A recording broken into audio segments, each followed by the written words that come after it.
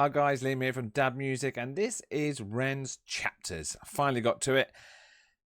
Can't wait to go through this. I've had over 1,000 comments of people saying how amazing it is, and to get to understand Ren, I need to go through the chapters. So I know quite a lot about Ren now. I know the whole Cujo experience. I know his diseases, his issues that he's got, his mental issues, and stuff that he's going through. But this is more of an insight. I mean, but my knowledge, I'll be honest, is nowhere near as good as it should be. So I'm hoping the chapters, like everyone's saying, is just gonna enlighten me up to a whole new Ren. So here we go. This is the chapters 1 to 8.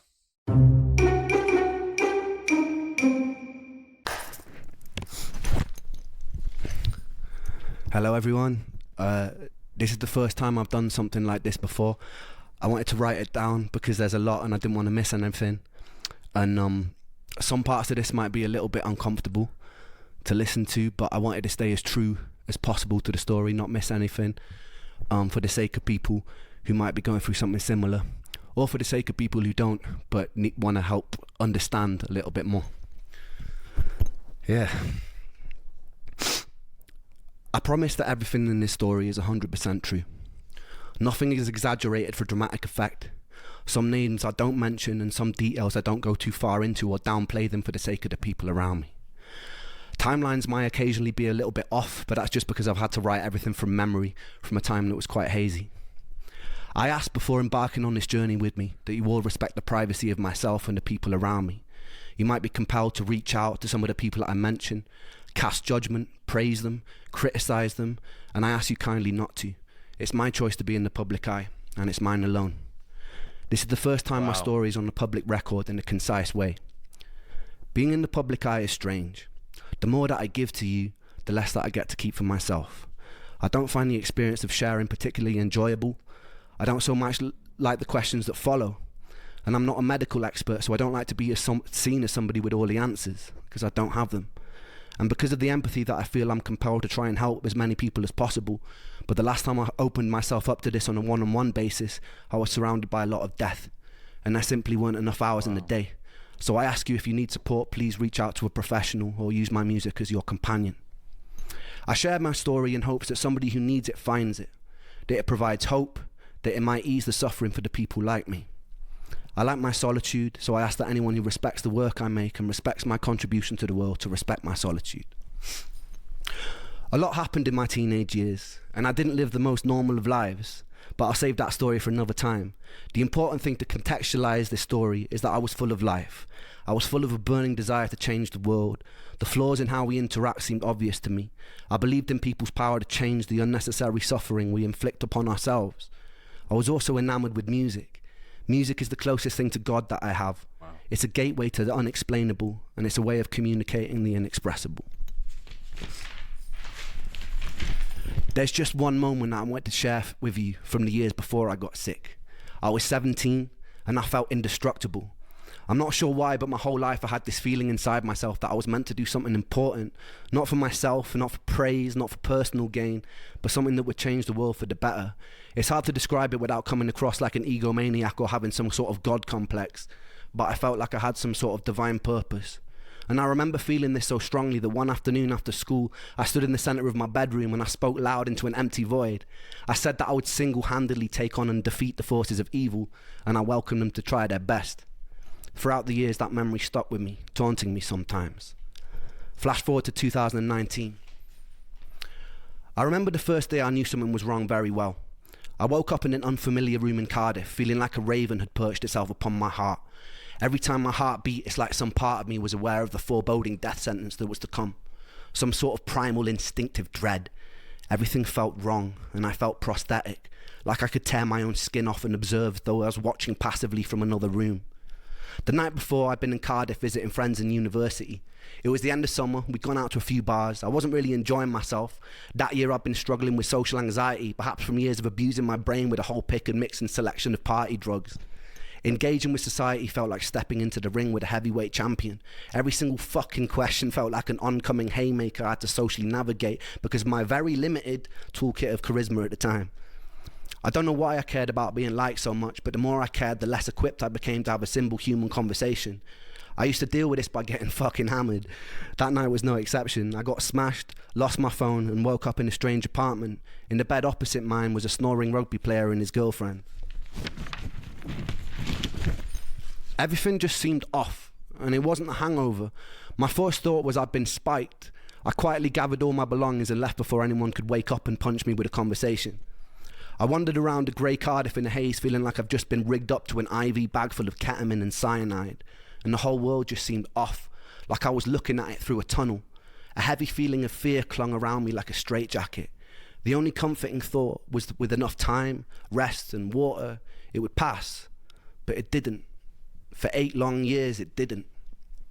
And this is my story of an 8-year-long nightmare. Wow. I returned back to my dad's home. He was living with his partner at the time. It wasn't my home, so I already felt uncomfortable and out of place. These unusual symptoms persisted. I figured I'd caught some sort of virus and I'd get better with time. But by the end of the week, things were a lot worse. I took myself to the doctor and he said he thought it sounded viral, that if I went home and got enough rest, it would eventually pass. And it didn't. For 8 years, it didn't. I returned for my second year of university. My brain was full of fog and my body felt poisoned. There were intermittent days where I felt like a hollow suit of skin. I'd sit in lectures unable to focus and was devoid of any sort of personality. I'd be able to have basic conversations, yeses and nos, but I was stripped of the ability to think spontaneously.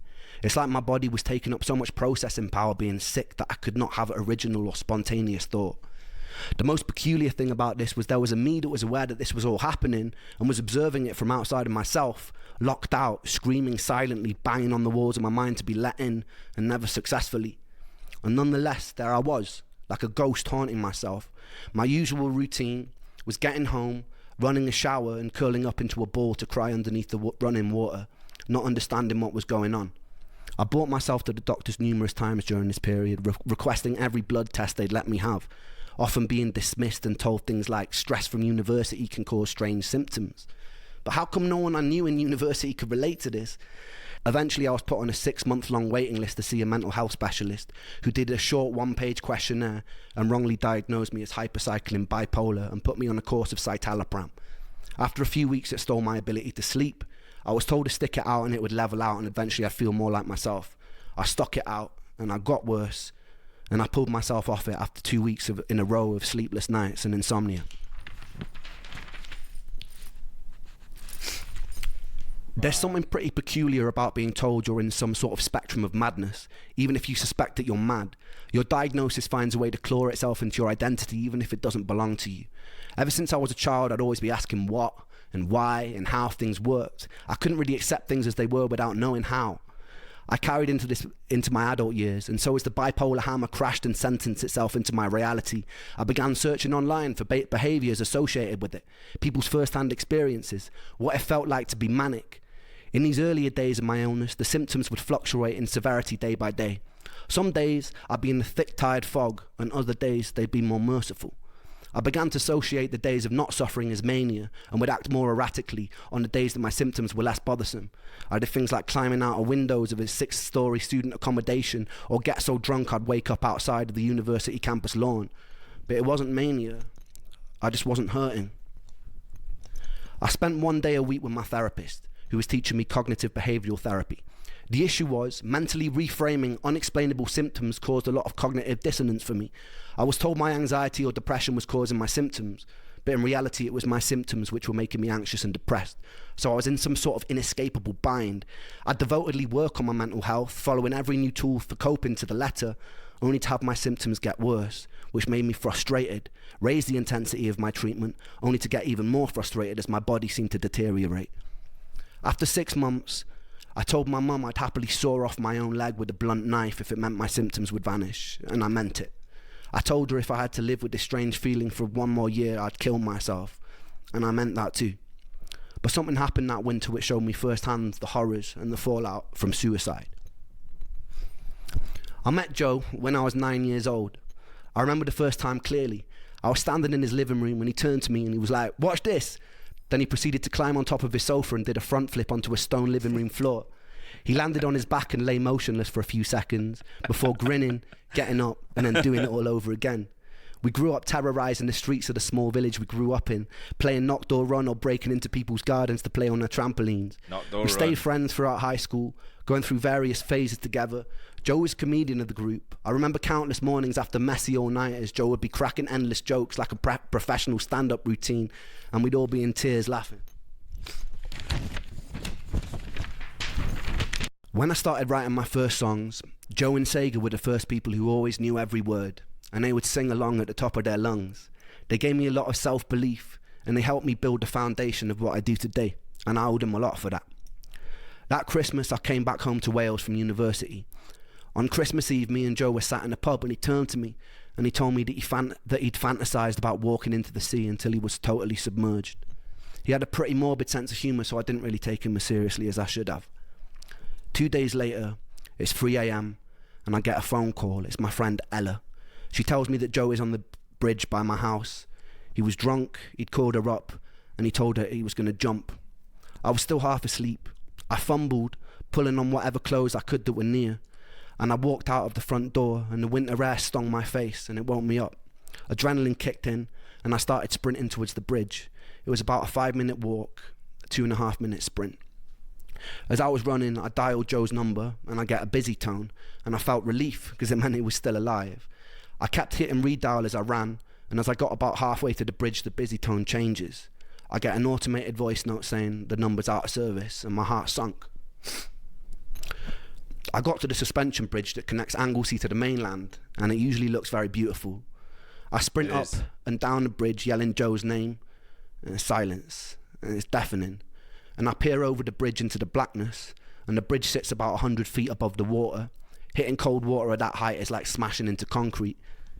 And the waters are notoriously dangerous because of the cross current. I hear nothing, no sounds, nothing. I run up and down the bridge about 2 times before I spot a figure at the end of it, and my heart jumps into my throat, and I run towards the figure, and it's my friend Ricky who's had the same call, and we both run around up and down the bridge and around the surrounding area looking for Joe. More of his friends eventually arrive, and there's nothing. I was about a minute too late. We spent the next week walking up and down beaches with flashlights, and when it's that dark, every other large rock starts to look like a washed up body. We plastered all the neighbouring towns in missing posters, contacting whoever we could, someone who might know something. We checked bank records to see if any money had been withdrawn since he went missing. There was CCTV footage of him walking onto the bridge, but there wasn't any of him coming off. But there were dead zones in the footage, so there was still a small chance he could be alive. I was sleeping about 3 hours a night, pretty determined that we'd still find him. For about 10 days we had nothing, and then suddenly a call comes through while we're all at my friend Miles's house having food. It's the police. A body had been found in the water by the bridge. We piled into my friend's car. I remember being in the back seat in floods of tears, repetitively punching the back of the passenger seat as we drove to the scene. As we pull up, I saw a lifeless body being zipped up into a green bag near a parked ambulance. Its skin was bloated by the seawater, and it wasn't Joe. Someone else decided to jump that day. Joe was never found. Oh my God. It's difficult to truly let go when you can't say goodbye. For months following, I held on to this fantasy that we'd get a call that he'd run away to some European town, and he was happy and he was healthy. But that call never came. The time during his inquest was also around the time I was struggling with the side effects of a new antidepressant. I remember sitting in the courtroom feeling like I was listening to the whole thing deep underwater. The judge felt the circumstances surrounding Joe's death didn't mean The judge felt that the circumstances surrounding Joe's death meant that the verdict was left open. It kind of stung even more to not have an official ruling of suicide. I remember going to visit his mum not long after and witnessing the aftermath of a mother grieving for her baby boy. The silence of his father, the tears of his mother. I decided that day that I'd have to wait until my illness killed me because I couldn't do it by choice. I couldn't put my family through that. Over the next 10 years, I returned to my hometown, only a handful of times following Joe's death. My last visit was in the summer of last year. I reconnected with Joe's parents and showed them a song that I'd written, simply entitled For Joe. We cried together, reminisced together, joked, and I'm proud to say that I gave Joe's mum enough money to afford a caravan she told me she'd been saving up for. That felt pretty good. We'd also do a fundraiser for the Royal National Lifeboat Institution, who were integral for searching for Joe during that time. And we raised a pretty good amount of money too. Being able to give back in whatever small way I could felt good, and it felt right for all the years Joe had made us all laugh till it hurt. He was a solid person, just a little lost, as we all are sometimes. And I miss him.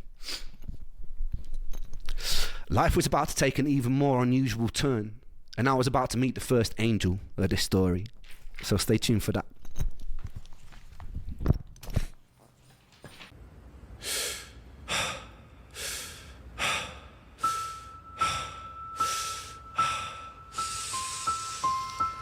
I've heard this.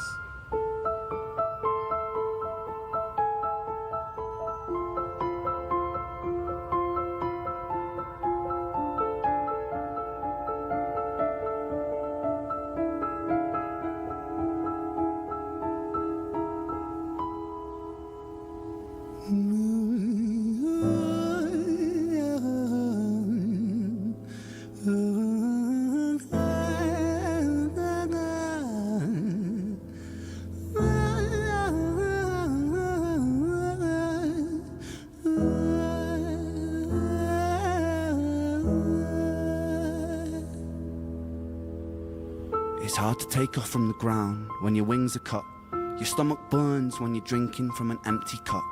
You know the entire ocean came from my tear ducts. I see the world through Fibonacci sequences and double Dutch. I guess there's some that's born lucky, there's some that's not. I tried to cut away my bitterness, hatchet job. I locked my youth inside the trunk, inside the pickup truck, then dumped that whole thing over that same bridge the night you jumped.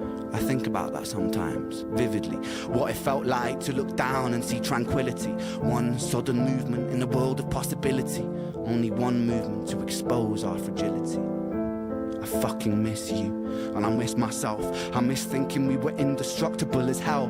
I miss chilling by the pier cave and kicking back with Callum, Hugo, Justin, Sega, Stevie and the fucking lads. I miss missing that. I numb myself to close the gap. I never even call them up. Distance is my plaster cast, to tell the truth. The day you jumped, my childhood jumped too. But I still can't find the anger. All I find is missing you, man, I miss you.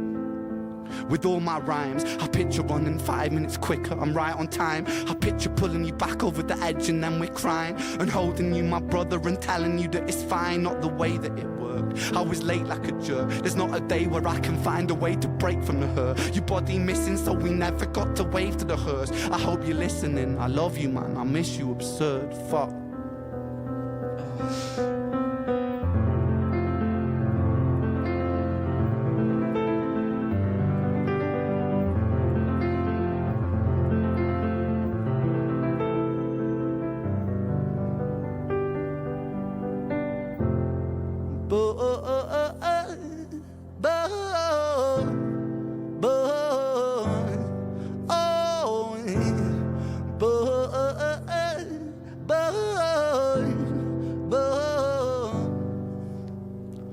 Another domino, it falls. Across the way another's born. How you're supposed to raise a child and give it courage from a storm. In a world that is confusing, contradictions pave our flaws. Some will say we're only human, others judge us for our flaws. Some get born in sheets of satin, some get by in tattered clothes. Some will die before they live, that's just how the story goes. But for those of us still with us, who reside inside our hearts, tell them proudly how you feel. And for those of us who aren't, freckled angels stand strong, freckled angels live on, freckled angels climb higher, freckled angels still inspire, freckled angels won't forget you, teach me to live my life better. 13 years and still I miss you, now my wings are missing feather. Otherwise I'd come and join you, but for now I'm here on earth, stuck inside this mortal body. But for everything it's worth, made me braver, made me wiser, made me stronger, made me true, made me face the world with courage, and that's all because of you. Wow.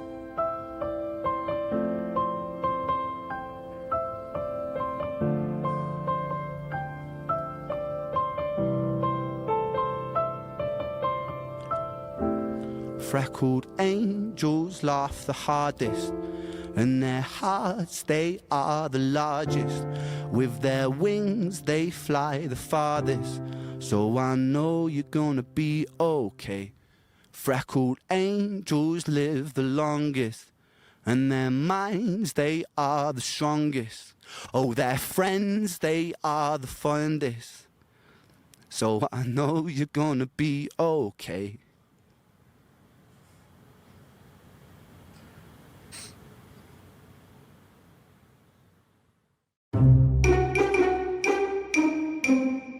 So I've heard that song before for Joe.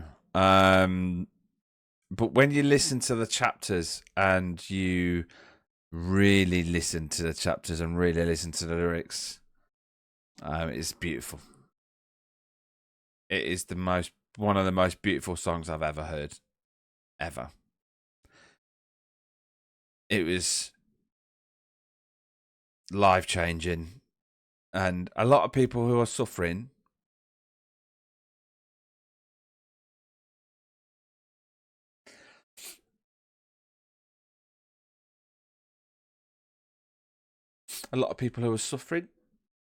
you need to speak up. I might go in again. You need to speak up. You're not alone. You're not. You know, it's really rude to say, you know, you're gonna hurt everyone around you, and you if you do go, and you are. You know, and you know, look at Ren. He's never gonna get over it, and no one does. And I know you're in pain, and I know that you want it to go. You know, try and do what I've done is find some solidarity. Solidarity. I can't say the word. I'm choked up. Within yourself, and try and harness the pain. If you can't keep that pain in, then let it out. If you can keep it in, turn it into something positive and something good, and try your best. If not for yourself, for everyone around you, because you yourself may feel like you're not worth anything, and really you'll never know what you're worth. And to at least one person, you mean everything. Simple as that. Man, that was good. That was deep. That was dark. It was happy. It was sad. It was beautiful. It was anxiety ridden. It was just emotional. It was everything that you know. I mean, what a really, really good way to put across and put it in a song and explain the song and put it in a way. I think that's fantastic. I think that's a lot of people need to do that. I think that's what songs are all about, trying to find a backstory. That's my backstory, and this is why I wrote the song. That was just fantastic. Yeah, really, really good. Yeah, had me choked up quite a lot. So yeah. Anyway, let's go straight to chapter 2. And again, don't forget, what a way to say it, but yeah. Thank you. Hit that like, comment, notifications. Yeah, see you in the next video.